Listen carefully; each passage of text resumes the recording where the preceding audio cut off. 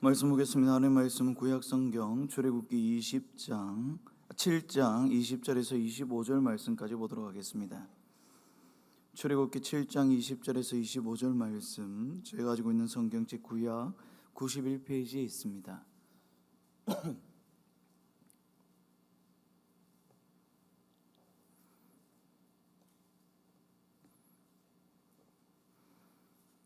출애굽기 7장 20절에서 25절 말씀까지입니다. 우리 찾으셨으면 한 절씩 교독하겠습니다. 제가 먼저 20절을 읽겠습니다.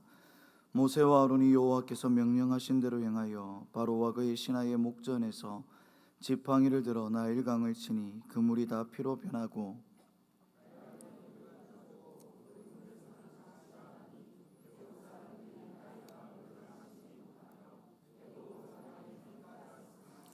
애굽 요수살들도 자기들의 요술로 그와 같이 행함으로 바로의 마음이 완악하여 그들의 말을 듣지 아니하니 여호와의 말씀과 같더라.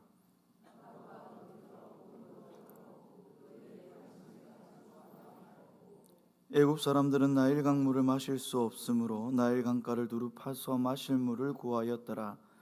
여호와께서 나일 강을 치신 후 이레가 지나니라. 아멘. 설교를 하기 전에 먼저 아버지의 장례식에 많이 참석해 주시고 많은 위로를 보내주셔서 큰 감사를 드립니다. 특별히 말씀으로 부활과 영생에 대한 소망을 주신 담임 목사님께 감사를 드립니다.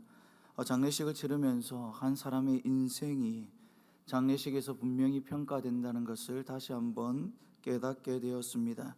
우리 모두 하나님과 사람이 보기에 아름다운 삶을 살 수 있기를 간절히 소원하고 축복합니다.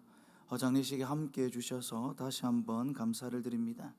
SBI저축은행 김종욱 부회장이 예전 한빛은행 부행자 시절 사내 게시판에 아들에게 주는 충고라는 글을 올린 적이 있습니다. 이 글이 화제가 되었던 적이 있는데 김종욱 부회장은 무려 27가지의 내용을 아들에게 충고했습니다. 그 내용 중 몇 가지는 이렇습니다. 약속 시간에 늦는 사람하고는 절대로 동업하지 말거라. 시간 약속을 지키지 않는 사람은 모든 약속을 지키지 않는다. 어려서부터 오빠라고 부르는 여자아이를 많이 만들어 놓아라. 그 중에 한두 명은 나중에 말도 붙이기 힘들 정도로 예쁜 아가씨로 자랄 것이다. 하나님을 찾아보거라. 만약 시간의 역사와 노자와 요한복음을 이해한다면 30살이 넘었을 때에 스스로 서게 될 것이다. 가까운 친구라도 남의 말을 하고 다니는 사람에게는 절대 속을 보이지 말거라. 그 사람이 바로 너의 흉을 보고 다니는 사람이다. 밥을 먹고 난 후에는 빈 그릇을 설거지통에 넣어두거라. 그렇게 하면 엄마는 기분이 좋아지고 여자친구의 엄마는 너를 사이로 볼 것이며 내 아내는 행복해질 것이다. 양말은 반드시 펴서 세탁기에 넣어라. 그러면 도넛이 된 양말을 흔드는 사나운 아내를 만나지 않을 것이다. 돈을 너무 가까이 하지 말아라. 돈에 눈이 멀게 된다. 그렇다고 돈을 너무 멀리 하지도 말아라. 돈을 너무 멀리 하면 너와 처자식이 다른 사람에게 천대를 받는다. 돈이 부족하면 필요한 것과 원하는 것을 구별해서 사용해라. 너는 항상 어머니를 사랑해라. 결혼 후에도 내 어머니를 사랑하면 내 아내는 시어머니에게 사랑을 받을 것이다. 친구가 돈이 필요하다면 되돌려 받지 않아도 될 한도 안에서 모든 것을 해줘라. 그러나 먼저 내 형제나 가족들에게도 그렇게 해줬나 생각해라. 내 자녀를 키우면서 효도를 기대하지 말아라. 나도 너를 키우며 너 웃으며 자란 모습으로 이미 다 받았다. 우리는 자녀들의 행복을 위해서 어떤 충고를 해줄 수 있겠습니까? 오늘 여러분이 여러분의 자녀들에게 인생을 향한 충고를 해준다면 여러분은 어떤 내용의 충고를 하겠습니까? 아울러서 우리는 다른 사람들이 나에게 충고를 해줄 때에 그 충고를 어떻게 받아들이고 있습니까? 혹시 우리는 내 인생에 도움이 되는 누군가의 충고에 대해서 길을 막은 채 살아가고 있는 것은 아닙니까? 오늘 본문은 하나님의 말씀에 길을 막고 하나님의 말씀을 하찮게 여기는 바로의 모습을 우리에게 보여주고 있습니다. 하나님께서 주신 사명을 거듭해서 거부하는 모세를 하나님께서 바로에게 끝까지 보내셨던 이유는 이스라엘 백성들을 출애굽시켜 약속의 땅으로 인도하시기 위해서였습니다. 거듭 불순종하던 모세가 마침내 하나님의 사명에 순종해서 바로에게 가서 이스라엘 백성을 애굽에서 내보내라고 말했을 때에 바로는 하나님을 비웃었습니다. 출애굽기 5장 2절 말씀을 보면 바로는 이스라엘 백성을 보내라는 이 하나님의 명령에 여호와가 누구이기에 내가 그의 목소리를 듣고 이스라엘을 보내겠느냐, 나는 여호와를 모르니 이스라엘을 보내지 않겠다라고 대답합니다.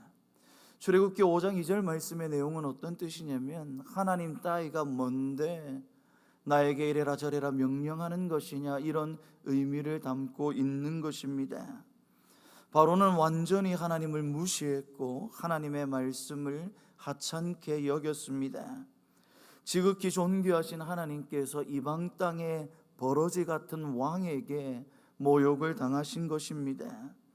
바로가 하나님을 알지 못해서 이스라엘 백성들을 보낼 수 없다라고 이야기하자 이제 하나님께서 뭐라고 말씀하시냐면 바로에게 직접 자신이 누구인지 알려주겠다라고 말씀하십니다. 우리가 읽지는 않았지만 출애굽기 7장 17절 말씀을 보면 하나님은 뭐라고 말씀하시냐면 바로가 나를 여호와인 줄 알게 될 것이라고 하셨습니다. 바로가 하나님을 알지 못한다라고 말하니까 하나님께서 직접 바로가 나를 알 수 있도록 이제부터 내가 행동하겠다, 이렇게 말씀하고 계시는 것입니다. 자신을 신이라고 착각했던 바로에게 진짜 신이 누구인지 보여주시겠다, 하나님은 말씀하고 계시는 것이죠. 그 후에 오늘 본문 20절과 21절 말씀은 첫 번째 재앙인 피재앙의 결과를 우리에게 보여줍니다. 20절과 21절 말씀을 보시면 모세와 아론이 바로와 바로의 신하의 목전에서 나일강을 쳤더니 나일 강물이 다 피로 변했고, 그래서 나일강에 있던 물고기가 다 죽었고 물에서 악취가 나서 마실 수 없었으며 애굽 온 땅에 피가 있었다라고 성경은 증언하고 계십니다. 애굽 사람들은 나일강을 어떻게 생각했냐면 생명의 근원이라고 생각했습니다. 모든 생명이 나일강에서 나타나고 모든 생명의 풍성함이 나일강에서 시작된다라고 애굽 사람은 생각했습니다. 그런데 생명의 근원이 무엇으로 변했습니까? 피로 변하게 되었던 것이죠. 피는 무엇을 상징합니까? 죽음을 상징하는 것입니다. 하나님께서는 나일 강물을 피로 바꾸심으로 무엇을 말씀하시냐면 하나님을 하찮게 여기고 하나님의 말씀을 경솔히 받는 사람에게 하나님께서 철저하게 심판하시고 하나님을 대적하는 사람에게 나라가 멸망한다라는 것을 분명하게 보여주셨던 것입니다. 하나님과 하나님의 말씀을 모욕하고 업신여기는 애굽이 완전히 파멸한다라는 것을 하나님은 첫 번째 재앙을 통해 분명히 보여주셨습니다. 그런데 사랑하는 성도 여러분, 하나님께서 말씀을 통해 하나님을 바로에게 알리시고 하나님의 말씀을 바로에게 들려주셨을 때에 이 바로가 보인 반응이 무엇입니까? 22절 말씀을 보시면 첫 번째 재앙을 경험했던 이 바로가 마음이 완악해져서 모세와 아론의 말을 듣지 않았다라고 성경은 말씀하십니다. 마음이 완악해졌다는 것은 어떤 뜻이냐면 마음이 완전히 딱딱하게 굳어진 상태를 의미합니다. 바로의 마음이 완악해졌다는 것은 하나님의 말씀이 조금도 들어갈 수 없는 아주 딱딱한 상태가 되었음을 나타내는 것입니다. 마치 예수님께서 씨 뿌리는 비유를 통해 돌박 같은 마음의 비유를 우리에게 들려주셨던 것처럼 바로의 마음은 너무나 완악해지고 너무나 딱딱해져서 하나님의 말씀에 씨앗이 전혀 뿌려질 수 없는 상태로 변했다고 성경은 우리에게 말씀하십니다. 또한 마음이 완악해졌다는 것은 어떤 의미를 담고 있냐면, 하나님께서 말씀을 통해 자신의 뜻을 분명하게 보여주셨음에도 불구하고 고집을 계속 부리고 있었음을 나타내는 의미입니다.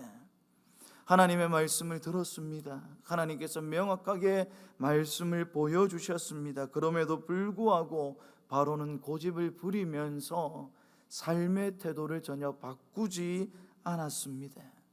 말씀을 듣고 삶을 바꾸는 태도가 없었다는 것을 오늘 본문은 완악하다는 용어로 표현하고 있는 것입니다.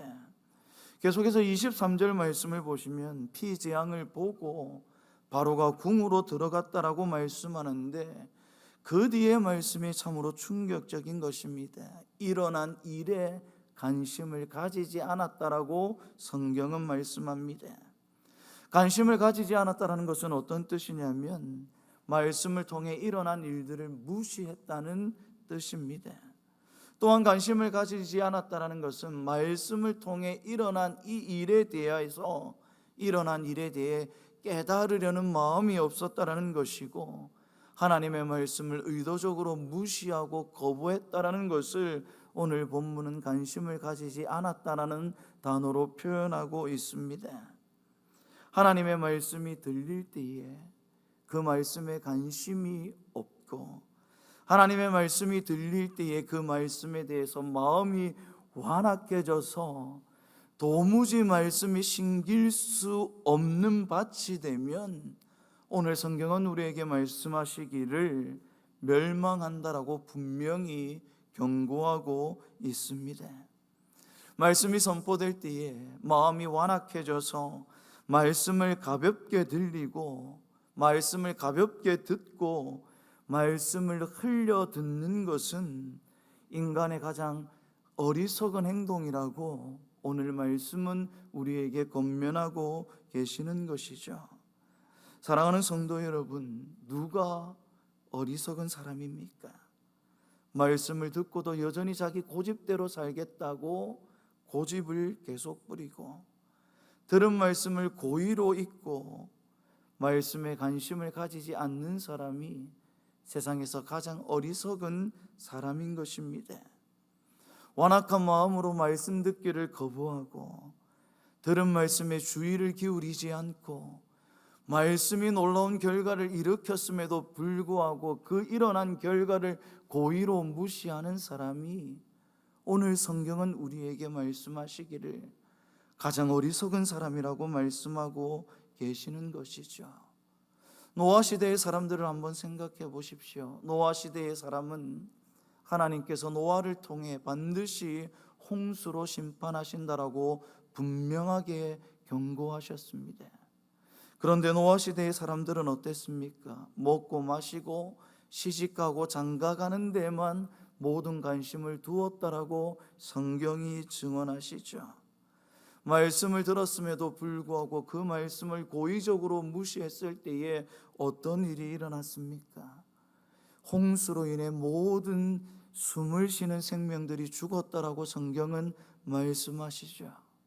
그런데 하나님의 말씀을 듣고 경청했던 노아와 그의 식구들은 방주를 통해 구원받는 역사가 나타났던 것입니다. 롯의 시대는 어떻습니까? 하나님께서 소돔과 고모라 성을 멸망시키겠다라고 분명히 경고하셨죠. 그런데 어떻습니까? 롯의 시대의 소돔과 고모라 성의 사람들은 하나님의 말씀을 장난과 농담으로 여겼다라고 성경은 기록하고 있습니다. 그때는 어떤 일이 일어났습니까? 하늘에서 내리는 유황불로 인해 그 성에 있던 사람들이 모두 죽었다라고 성경은 말씀하시죠. 하나님의 말씀이 하나님을 배반하고 우상을 섬기면 나라가 멸망한다라고 분명히 경고하셨음에도 불구하고 하나님의 말씀에 관심을 갖지 않았을 때에 나라가 멸망하고 포로로 이방 땅에 잡혀가는 수치를 이스라엘 백성들은 겪게 되었던 것입니다. 하나님의 말씀을 듣지 않고 선포된 말씀에 관심을 갖지 않으면 반드시 멸망한다라는 것이 오늘 성경에 나오는 하나님의 가르침인 것입니다. 오늘 성경은 바로가 완악한 마음으로 하나님의 말씀을 듣지 않았고 하나님의 말씀에 관심이 없어서 멸망의 길로 걸어갔다라고 말씀하십니다. 그런데 혹시 우리가 같은 죄를 범하고 있지는 않습니까? 하나님께서는 말씀을 통해 우리가 어떤 하나님을 믿어야 하고 우리가 어떻게 살아가야 하는지를 분명하게 보여주십니다.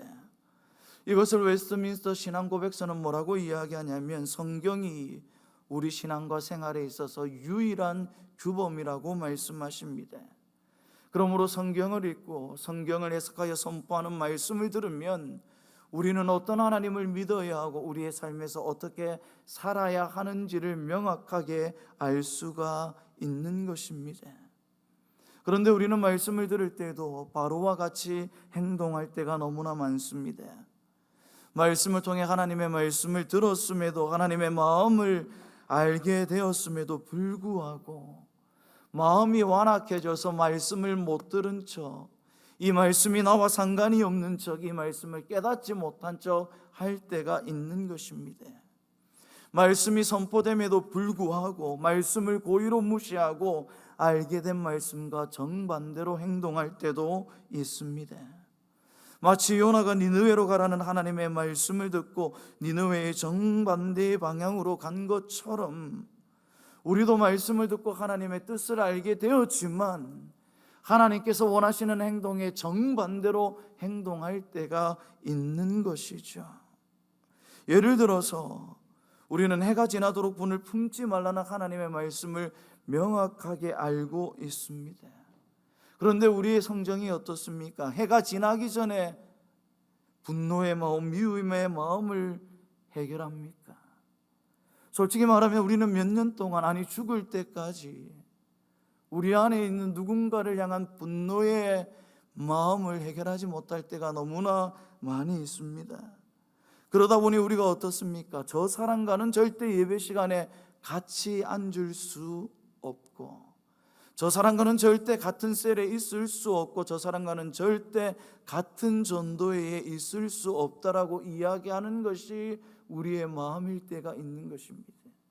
하나님의 말씀은 분명하게 해가 지나도록 분을 품지 말라 하시는데 우리는 우리 안에 있는 이 분노를 평생에 해결하지 못할 때가 있습니다. 주님은 우리에게 분명히 말씀하시죠. 내가 너희를 사랑한 것 같이 너희도 사랑하라 말씀하십니다. 그런데 우리는 누군가를 볼 때마다 원수처럼 느껴질 때가 있습니다. 사랑하는 성도 여러분, 혹시 제가 원수처럼 느껴지지는 않으시죠? 그렇죠. 저는 좋죠. 감사합니다. 목소리가 별로 마음에 들지는 않지만 저는 괜찮죠.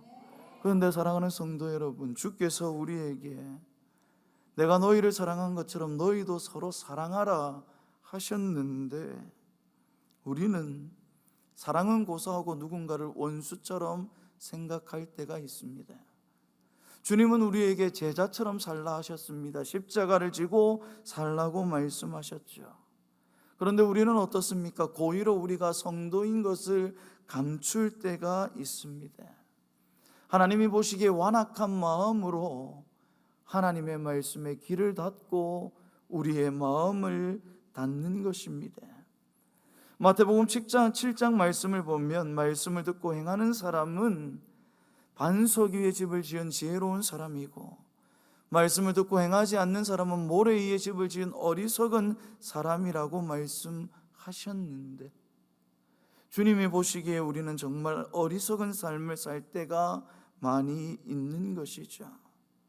말씀이 선포될 때에 완악한 마음으로 말씀을 듣지 않는 것이 어리석은 삶일 뿐만 아니라 선포되는 말씀에 관심이 없는 사람도 어리석은 사람입니다. 제가 여기서 질문을 하나 드리겠습니다. 사랑하는 성도 여러분, 오늘 오전 예배에 설교 본문이 어디일까요? 구약입니까? 신약입니까? 이거 모르시면 진짜 큰일입니다. 신약이죠. 신약 어디입니까? 요한계시록이죠. 몇 장입니까? 지금부터 이제 헷갈리기 시작합니다. 2장이죠. 몇 절입니까? 네, 더 이상 묻지 않도록 하겠습니다. 사랑하는 성도 여러분, 우리가 선포되는 말씀에 관심이 있다면 하나님께서 오전에 우리에게 어떤 말씀을 주시고 어디에 말씀을 주시고 하나님께서 어떤 내용의 말씀을 주셨는지 오늘은 기억하고 있어야 하지 않겠습니까? 내일은 잊어버릴 수 있지만 지금은 기억하고 있어야 되지 않겠습니까? 하나 더 질문을 드리겠습니다. 오후 예배의 본문은 어디일까요? 네, 출애굽기 몇 장입니까? 7장입니다. 본문이 어딜까요? 더 이상 물어보지 않겠습니다. 사랑하는 성도 여러분, 하나님이 주신 말씀에 관심이 있다면 우리가 성경을 펼치게 될 것이고 말씀을 들으면서 수시로 하나님께서 주신 말씀을 읽고 상고하고 묵상하게 될 것이고 그 말씀을 마음에 새기기 위해 노력하게 될 것입니다. 오늘날의 시대가 어떤 시대입니까? 말씀을 듣기에 너무나 좋은 시대를 살아가고 있습니다. 말씀을 듣기에 너무나 좋은 시대이죠. 텔레비전을 켜도 어디에선가는 말씀이 나오고 유튜브를 켜도 어디에선가는 말씀이 나오고 우리가 라디오를 들어도 어딘가에서는 말씀이 나오는데 말씀을 듣기는 너무나 좋은 환경으로 바뀌었는데 역설적이게도 말씀에는 별 관심이 없는 시대를 우리가 살아가고 있는 것입니다. 말씀에 관심이 없다 보니 어떤 일들이 일어납니까? 우리의 심령에 새겨지는 하나님의 말씀이 적어지고 있는 것입니다. 말씀에 관심이 있을 때는 매주 선포되는 말씀이 우리의 심령에 새겨졌는데 말씀에 관심이 없다 보니까 평생을 붙잡고 살아갈 말씀이 우리에게 심겨지지 않는 것이죠. 저는 중고등부에서도 설교를 하고 청년부에서도 설교를 하고 있는데 어느 부서가 설교하기가 더 힘들까요? 중고등부가 1000배는 더 설교하기가 힘듭니다. 그런데 저는 중고등부 강단에 설 때마다 한 가지 목표를 가지고 섭니다. 1년 동안 말씀을 전할 텐데 한 말씀이 아이들의 심령에 새겨지기를 바라는 것입니다. 51번의 말씀은 잘 모르겠습니다. 그런데 한 번의 말씀이 심겨지고 요 앞에 아이들이 3명 있는데 말씀이 심겨지지? 그러니까 목사님이 인기가 없지. 말씀이 심겨지지? 그 말씀에 심겨지고 그 말씀을 붙잡고 평생을 살아가기를 소원하는 것입니다. 사랑하는 성도 여러분, 우리가 말씀에 관심이 없어지다 보니 무엇에 관심이 생깁니까? 꿈에 관심이 생깁니다. 말씀에 관심이 없다 보니 꿈을 꾸고 나면 이것이 혹시 하나님의 말씀인가? 이것이 하나님의 음성인가 착각하고 자기 꿈에 쫓겨서 살아가는 삶을 살게 되는 것이죠. 꿈이 하나님의 계시입니까? 성경이 하나님의 계시입니까? 말씀이 하나님의 계시입니다. 그러므로 우리는 꿈보다 하나님의 말씀에 훨씬 더 큰 관심을 가지고 살아야 하는 것입니다. 말씀에 관심이 없음에도 불구하고 주일에 교회 오고 적당하게 헌금 드리고 적당하게 봉사하면 나름 괜찮은 신앙인이라고 착각하게 됩니다. 말씀의 은혜를 못 누려도 조금 더 잘 살고 조금 더 통장의 잔고가 늘고 조금 더 넓은 집으로 이사하고 직장에서 승진하고 아이들이 유명한 대학에 진학하고 좋은 가문과 결혼하면 아무 문제가 없다고 착각하며 살아갈 때가 있는 것입니다. 말씀에 관심이 없는데도 우리의 삶이 잘 되는 것은 마귀가 우리로 하여금 안주하고 살게 하라는 마귀의 계략임을 우리는 기억할 필요가 있습니다. 혹시 우리는 말씀을 들을 때에 30배, 60배, 100배의 결실을 맺는 좋은 마음이 아니라 완악한 마음 때문에 선포되는 말씀을 듣지 못하는 영적으로 죽은 상태의 마음이 되어버린 것은 아닙니까? 선포되는 말씀에 관심이 없는 황폐한 마음이 된 것은 아닙니까? 말씀을 들을 때에 자신의 마음을 완악하게 하는 것, 선포되는 말씀에 관심이 없는 것, 선포되는 말씀을 너무 쉽게 금방 잊어버리는 것은 자신의 영혼을 망치는 어리석은 행동이라는 것을 우리는 잊지 말아야 합니다. 그러므로 말씀을 어떻게 듣고 말씀을 어떻게 새기고 그 말씀을 붙잡고 어떻게 살아가는가가 인생의 가장 중요한 태도라고 할 수 있습니다. 말씀을 대하는 사람의 태도를 보면 그 사람이 어리석은 사람인지 지혜로운 사람인지 알 수 있는 것이죠. 5월 16일 토요일에 교회에서 효도관광을 다녀왔습니다. 양귀비와 작약꽃이 피어있는 아름다운 곳을 다녀왔습니다. 제가 양귀비와 작약꽃을 정말 원 없이 보고 왔는데, 근데 지금 양귀비와 작약꽃이 어떻게 생겼는지 하나도 기억나지 않습니다. 제가 효도관광에 가서 꽃보다 더 기억에 남는 것은 뚝방길에 매여 있던 풀을 뜯던 소였습니다.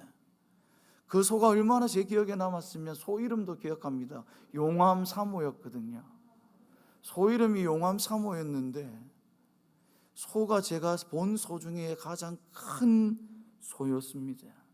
소가 육중하다라는 것을 처음 알았습니다. 그런데 그 소를 보면서 어떤 이야기가 떠올랐냐면, 고 옥하는 목사님께서 사랑의 교회를 담당하시면서 하셨던 말씀이 떠올랐습니다.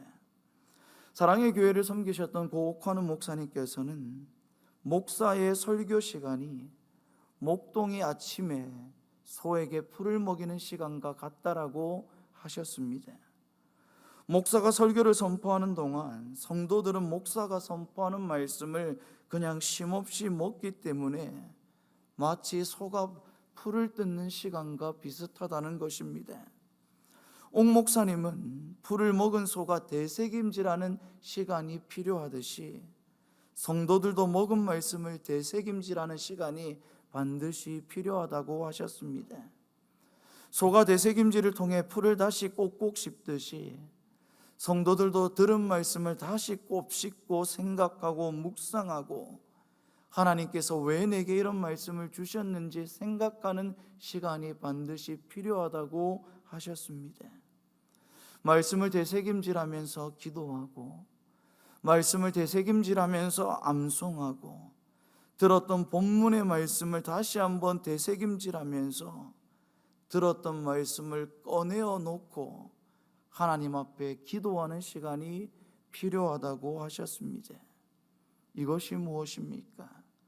말씀에 관심을 가지는 태도인 것입니다. 그렇게 들은 말씀에 관심을 갖고 들은 말씀을 되새김질하다 보면 성령 하나님께서 특별한 은혜를 주시면서 꿀송이보다 더 달고 오묘한 말씀을 체험하게 해주시는 역사를 경험할 수 있다라고 옥 목사님은 말씀하셨습니다. 되새김질을 잘하는 소가 건강하고 살이 찌듯이 말씀이 선포될 때의 말씀을 주의해서 듣고 그 들은 말씀을 계속해서 묵상하고 상고할 수 있는 성도가 영적으로 풍성한 은혜를 누릴 수 있는 것입니다. 말씀을 잘 듣고 들은 말씀에 관심을 가지고 들은 말씀을 우리가 일주일 동안 되새김질할 수 있다면 우리의 영혼은 얼마나 건강해지겠습니까?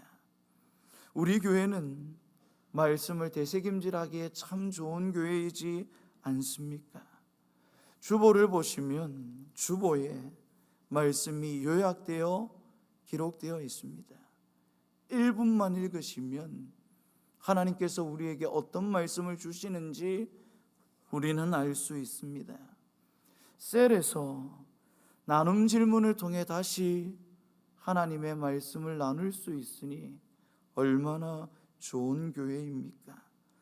홈페이지에도 검색만 하면 설교를 언제든지 들을 수 있습니다. 그러므로 우리 교회는 말씀을 되새김질하기 좋은 교회이기 때문에 우리의 영혼을 건강하게 만들어 갈 수 있는 교회가 되는 것입니다. 사랑하는 성도 여러분, 바로는 완악한 마음으로 말씀을 듣지 않아서 멸망의 길을 갔습니다. 혹시 우리의 마음은 말씀을 무시하는 삶을 살고 있는 것은 아닙니까? 사랑하는 성도 여러분, 우리는 말씀에 얼마나 큰 관심을 갖고 있습니까? 말씀을 얼마나 되새김질하고 계십니까? 말씀을 사모하는 마음들이 있으십니까? 이 마음을 놓치지 마십시오. 말씀을 사모하고 말씀을 잊지 않고 말씀을 되새김질하는 것이 우리의 영혼을 건강하게 하는 가장 지혜로운 삶임을 잊지 말아야 합니다. 완악한 마음으로 말씀을 듣지 않는 것이 아니라 언제 어디서든지 선포되는 말씀에 관심을 가지고 그 말씀을 되새김질하고 그 말씀의 은혜를 풍성히 누려서 말씀이 주시는 복을 100배씩 누리는 우리 교회 모든 성도님들이 되실 수 있기를 주님의 이름으로 축복합니다.